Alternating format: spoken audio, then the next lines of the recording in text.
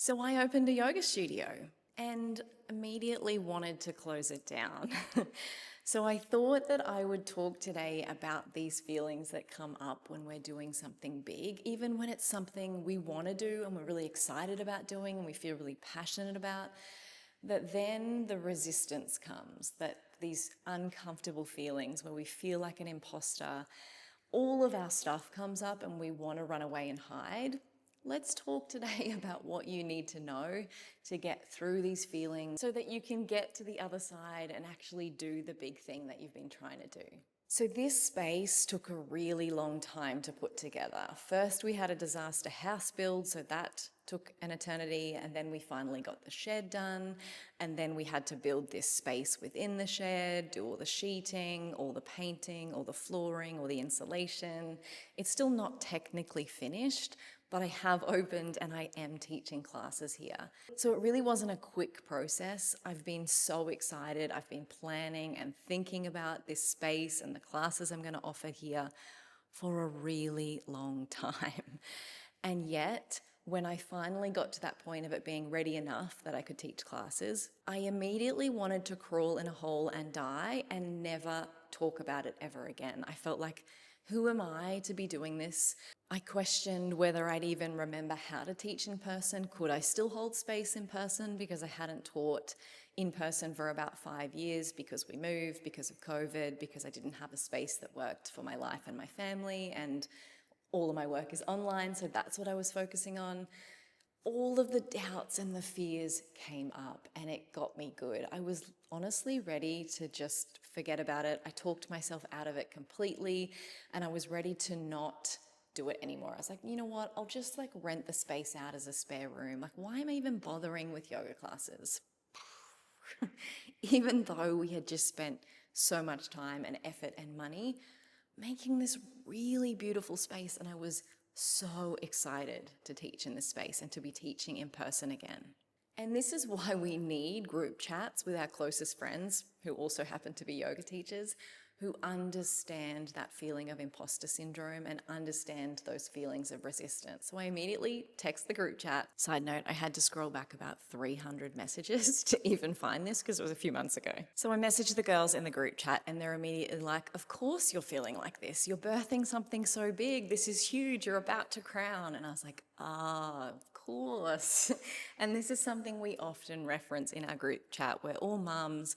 We've all birthed and we know that period of when you've gone through the hard work of labour and you're just about to transition. A lot of midwives, a lot of doctors say at this point, it's when women are like, right, packing up and going home. You're 10 centimetres, you're ready to push, and this is when mums are ready to back out. And it's many of the same uncomfortable feelings when we're getting ready to create something really big in our general life as well. And this is what I was feeling, the discomfort of what is on the other side, what happens on the other side, and really just needing to let go. So with the strength of the group chat behind me, I did just held on for the ride and moved through those difficult feelings. And here we are with a beautiful space. My classes are booking out. It is so cup filling to be teaching in person again and to have this space. And I think it's also flowing into my online work as well because I'm feeling re-inspired and just really good about my work again. So if this is you and maybe you've been procrastinating on doing something because you keep hitting that resistance, you keep feeling like, oh, I just can't get going, then maybe these few things about imposter syndrome that I want to share with you will help you. And also I'd like to encourage you to pop in the comments what the big thing is that you're currently working on.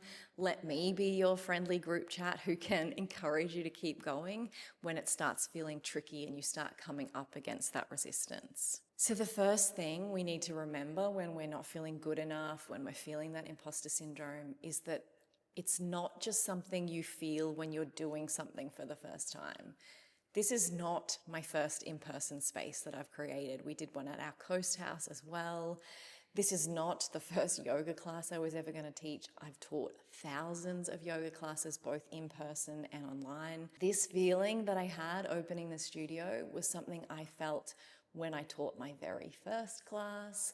It's what I felt for many of the first online classes that I felt, that, ooh, that ick, that, oh, I don't like this feels hard. Watching myself feels hard. So this is a feeling that I think we feel forever when we're connected and really value what we're doing. I try to see those feelings of resistance of actually a sign that I'm on the right path, that if I'm feeling this, it's because I really care about what I'm doing and I really worry about the outcome. And so I'm trying to see resistance as a sign that I'm in the right direction. And I think that's why it's so helpful to know that you're not just going to feel this the first time. You might feel it every class. I have a friend who often comments, when does it go away? And if we know that we're not the only one feeling it, then we can stop the questioning that comes up. We can stop wasting energy being like, well, maybe this means it's not right for me because I still feel so nervous. So I encourage you, get in your group chat with your friends and talk about it. Be really honest about how uncomfortable things feel, especially when we're pushing ourselves out of our comfort zone, because just knowing that you're not the only one feeling this way is incredibly helpful. I think it's also really helpful to know that resistance is not a sign that anything is wrong. And I used to feel like this. I used to feel like this feels so bad. Maybe this isn't the right work for me. Instead, what I've realized is that really deep, uncomfortable feeling comes up when we're doing something really important. And also, it usually means, like, when it hits its peak, you're on that crest, you're in that transition of something good is about to happen. And that has been true every time. In my online work, when it got really uncomfortable, it like suddenly exploded. In this space, setting this up, it got really uncomfortable in those days leading up to the first class. Even in other work, in my counseling work, it got really uncomfortable those first few sessions, putting myself out there, getting new clients, new workspaces, and then almost like expand and rest into this space of like, this is what it was all for. So don't let the feeling of resistance make you stop or procrastinate or put it off. You need to find a way to sit with and move through and just be with those uncomfortable feelings. I'm guessing the fact that you're watching my channel means you're interested in yoga, you either practice yoga or you are a yoga teacher, so that's great because you specialize in sitting with and being with big uncomfortable feelings, and you need to apply that to your own work, whether that be teaching online classes or teaching in-person classes or branching outside of yoga. Apply it to your work as well. You're going to have to sit with some really big uncomfortable feelings, and you're going to need to breathe through them or move through them or just accept them or show yourself some compassion for them. You're going to need to give yourself rest because holding big emotions is exhausting. It's not the time to put extra pressure on yourself. And you're going to need to do some mental coaching around those thoughts that are creating those feelings, because if you just keep going round and around on the negative thoughts, the emotions just keep getting bigger. So just treat them as this is a normal part of the process. I am someone who knows how to sit with and work with emotions, and be really gentle and compassionate with yourself. And then finally, I want you to know that no amount of training is going to make these feelings go away. And I say this because I am notorious for whenever I get uncomfortable in doing something big like this, for suddenly seeking a new master's degree that I'm going to take on, or a new online course that I'm going to sign up for, or a new mentorship that I need to do, or some other program that's going to completely take my focus and mean that probably I won't be able to give this what it needs because I'm going to be so busy doing something else. And there's a few things going on there for myself, and working with other yoga teachers in a mentoring space has shown me that this is definitely not something that is unique to me. That we look for these other trainings because we don't feel good enough, because we have these icky feelings of like, oh, what if what I do right now isn't good enough? What if they don't like it? So we're trying to like fill that gap of like, I don't like these feelings, I'm going to stuff something else in there, some more knowledge, some experience. We're looking for something to make us feel qualified, when really that feeling of I am enough can only come from within you. So we're looking for that education, that's something to fill that space. But also, I think it gives us if we're doing some study, if we're doing something else, if we're not quite there, if we haven't arrived yet, it gives us an excuse for why this big thing, this new venture, this new thing we're doing, it gives us a reason why it won't work. And in the back of our mind, we can have this little tiny excuse, and it's like holding on to, well, it's not going to work because I've still got so much going on. I've got this study, I've got this. And it's like you keep yourself so busy so that the thing you actually want to do, making an in-person space feel really successful and really valuable and worthy and beautiful and all of the things you want to create from it, whatever it is that you're creating, we give ourselves that little out. And I have done this before. I've created a really beautiful space before and then given myself all the reasons why it wasn't going to work. And whilst, yes, on reflection, there were a lot of things that weren't perfect with that space and a lot of reasons why it didn't work for my family at the time.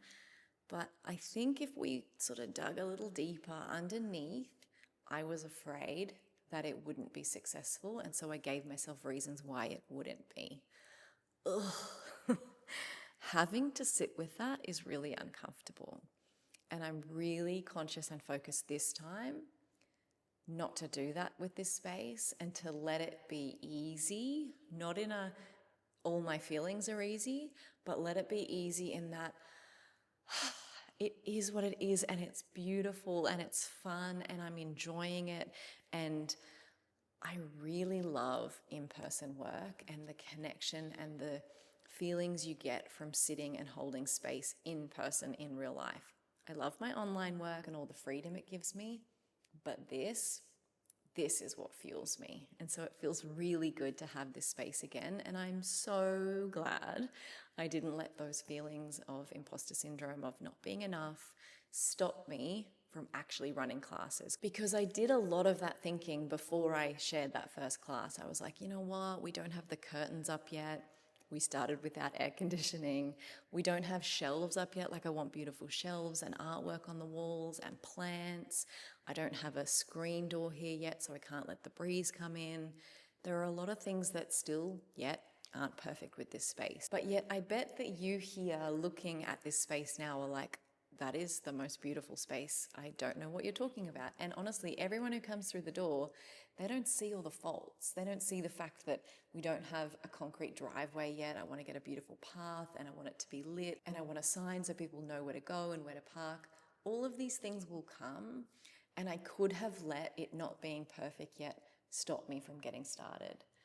But I didn't want to do that, and I didn't want to give myself all those reasons because that would be giving in to those feelings of like, you are not enough yet, you need to make the space perfect so the experience can be perfect, instead of being like, you know what, I'm going to be in this messy human experience where I am today, and I'm going to enjoy the hell out of it along the way. I hope this video has been helpful for you, and I can't wait to see what you are going to create.